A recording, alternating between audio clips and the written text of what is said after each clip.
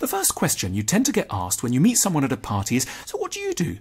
And according to how impressive your answer is, people are either really keen to get to know you better or swiftly leave you behind by the nuts. We're anxious because we live in a world of snobs, people who take a tiny part of us, our professional identities, and use these to come to a complete verdict about how valuable we are as humans. The opposite of a snob is your mother. She doesn't care about your status, she cares about your soul. Yet most people aren't our mothers, and that's why we worry so much about judgment and humiliation.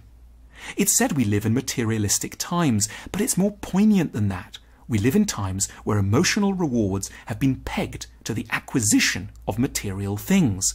What people want when they go after money, big jobs or fancy cars is rarely the things in themselves so much as the attention and respect, if you like the love, that are given to those who have them.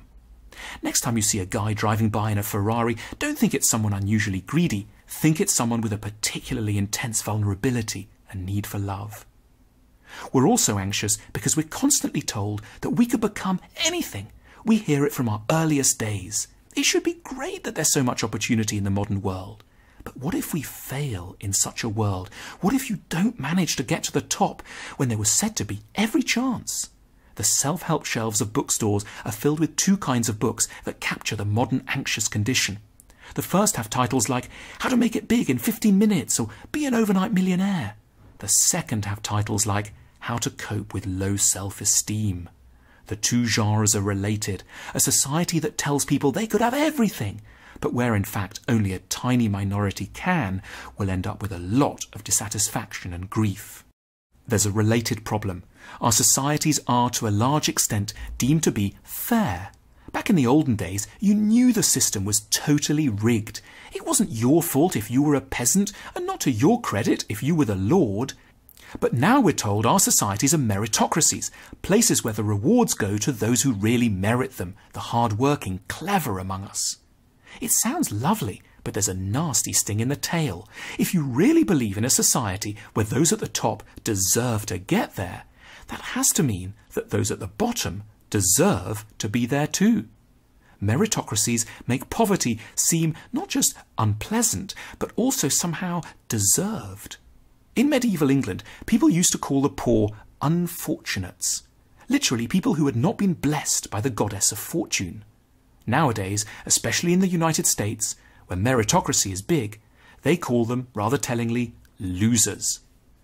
We scarcely believe in luck nowadays anymore as something that can explain where we end up. No one will believe you if you say you were fired because of bad luck. Your professional position has become the central verdict on your character. No wonder suicide rates rise exponentially the moment a society joins the so-called modern world. How can we cope? Well, first off, by refusing to believe that any society really ever can be meritocratic. Luck or accident continue to determine a critical share of where people end up in the hierarchy. Treat no one, not least yourself, as though they entirely deserve to be where they are. Secondly, make up your own definition of success instead of uncritically leaning on society's. There are so many ways to succeed, and many of them have nothing to do with status as it's currently defined within the value system of industrial capitalism.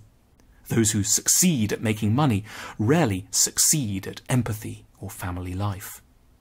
Thirdly, and most importantly, we should refuse to let our outer achievements define our sense of self entirely.